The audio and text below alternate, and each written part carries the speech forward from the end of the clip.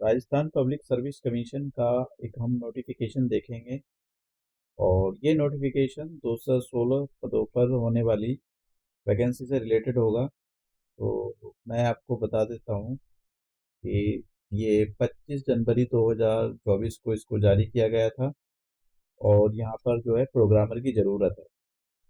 मतलब प्रोग्रामर की ज़रूरत है जिनके पास टेक्निकल एजुकेशन है, मतलब कंप्यूटर से रिलेटेड, वो फॉर्म भर सकते हैं। तो देखिए हम यहाँ पर देख लेते हैं कि ये यहाँ पर अलग अलग वैकेंसी का डिस्ट्रीब्यूशन दिया गया है और क्वालिफिकेशन देखते हैं हम कि क्वालिफिकेशन क्या होनी चाहिए। देखिए, या तो आपने बी किया हुआ, बीटेक किया हो, एमएससी की हुई है इंफॉर्मेशन टेक्नोलॉजी या कंप्यूटर साइंस के अंदर या इलेक्ट्रॉनिक एंड कम्युनिकेशन के अंदर, तो आप इस फॉर्म को भर सकते हो। या फिर आपने एमसीए किया हो, तब आप इस फॉर्म को भर सकते हो। या फिर आपने एमटेक किया हो, एमटेक इससे इंफॉर्मेशन टेक्नोलॉजी, और या फिर आपने कंप्यूटर साइंस या इलेक्ट्रॉनिक्स एंड कम्युनिकेशन, अगर आपने ये सब कुछ किया है तो आप इस फॉर्म को भर सकते हो। या फिर आपने एमबीए किया हो सॉरी, या फिर आपने एमबीए किया हो आईटी से, तो आप इस जो है फॉर्म को भर सकते हो। और आपके पास देखिए इन्होंने यहाँ पर बोला है नॉलेज ऑफ द हिंदी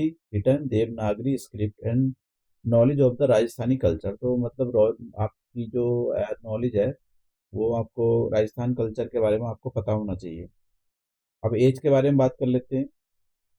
हाँ, पहले देख लेते हैं कि आपका जो ग्रेड कितना रहेगा। देखिए, जो लेवल रहेगा आपका, वो 12 लेवल पर आपको पे किया जाता है। ग्रेड आपका 4800, मतलब सैलरी अच्छी अच्छी खासी सैलरी रहेगी।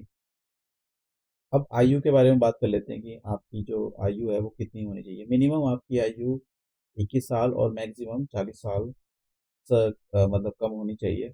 एज की कैलकुलेशन 1 जनवरी 2025 के अकॉर्डिंग ये आपकी एज की जो कैलकुलेशन है करेंगे। तो अच्छा है, 2024 नहीं दे रखा, 2025 दे रखा है।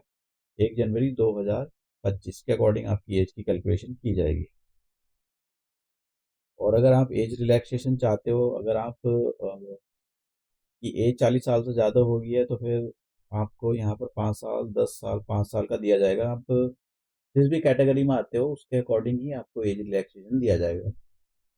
जैसे कि यहाँ पर आप मतलब कोई भी वुमेन है, women candidate belong to the general category, तो उसको 5 साल का एज रिलैक्सेशन दिया जाएगा।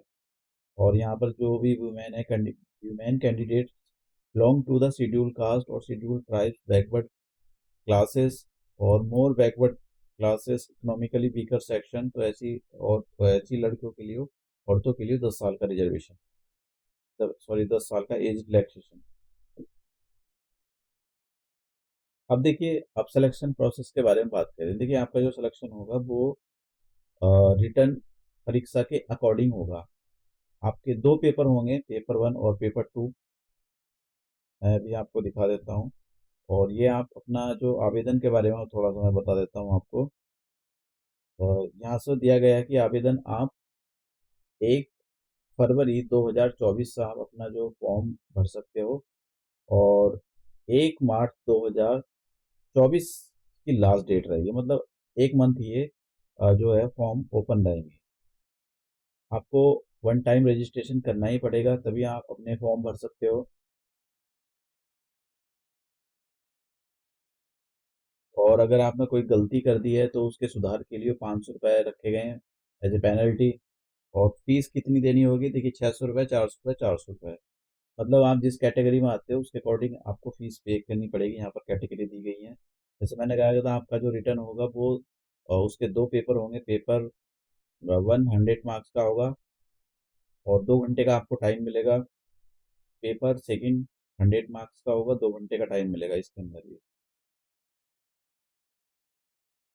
अब बात करते हैं यहाँ पर पेपर 1 का जो सिलेबस दिया गया है। देखिए, पेपर 1 का सिलेबस दिया गया है। पेपर 1 के अंदर क्या पूछेंगे? रीजनिंग टेस्ट, न्यूमेरिकल एनालिसिस और जनरल नॉलेज पूछी जाएगी आपसे, और डेटा बेस मैनेजमेंट, क्योंकि आप प्रोग्रामर के लिए अप्लाई करते हैं तो आपसे ये सारी चीज़ें तो पूछी जाएंगी। Data communication and the computer network से रिलेटेड आपसे क्वेश्चन पूछे जाएंगे। जैसे यहाँ पर दे रखा है कि सर्किट स्विचिंग क्या होता है, पैकेट्स क्या होता है, मैसेज क्या होते हैं, message packet and message switching क्या होते हैं, ये इस टाइप के क्वेश्चन आपको पूछे जाएंगे। पेपर सेकंड के अंदर क्या होगा? System analysis and the design, इससे रिलेटेड क्वेश्चन पूछे जाएंगे। आप सर जैसे यहाँ पर software life cycle, software engineering paradigms, तो इस टाइप के क्वेश्चन आपसे पूछे जाएंगे। और देखिए अब इसमें यहाँ पर बोला गया है कि आपका जो एमसीक्यू की फॉर्म का ये क्वेश्चन होगा और इसमें आपको ब्लू बॉल पेन को ही यूज करना है। 5 बबल दिए जाएंगे, 5 में से अगर मान लो देखिए सर हर एक बबल को भरना अनिवार्य है, सॉरी मतलब एक क्वेश्चन में किसी न किसी ऑप्शन को आपको भरना है। अगर मान लो क्वेश्चन आप अटेम्प्ट नहीं करना चाह रहे, मतलब आपको क्वेश्चन अटेम्प्ट ही नहीं करना है, तो आपको 5वें नंबर का जो बबल है उसको फिल करना है। उसमें वहाँ पर लिखा हुआ होगा सब कुछ कि आपको अगर क्वेश्चन अटेम्प्ट नहीं करना है तो आपको 5वें नंबर का बबल फिल कर देना है। अदरवाइज आपको क्वेश्चन अटेम्प्ट ही करना है। इन्होंने यहाँ पर बोला है कि यू आर नॉट, यहाँ पर लिखा है it is mandatory to fill one option for each question, मतलब आपको भरना ही पड़ेगा। तो अगर आपको मान लो आपको क्वेश्चन नहीं आ रहा है तो इसका मतलब आप 5वें नंबर का बबल अप्लाई कर सकते, बबल पर आप जो है भर सकते हो उसको।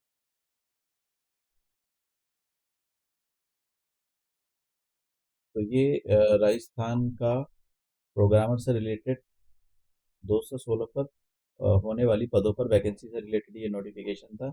आपको ये इनकी वेबसाइट पर ऊपर ही मिल जाएगा।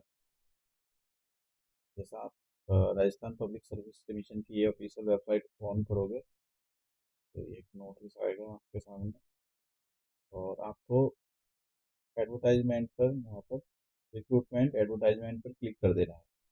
देखिए पहले नंबर का जो है प्रोग्रामर, इस पर आपको क्लिक करके इसको डाउनलोड कर लेना है। तो ये इसका नोटिफिकेशन, तो मेन चीज़ें मैंने आपको बता दी हैं।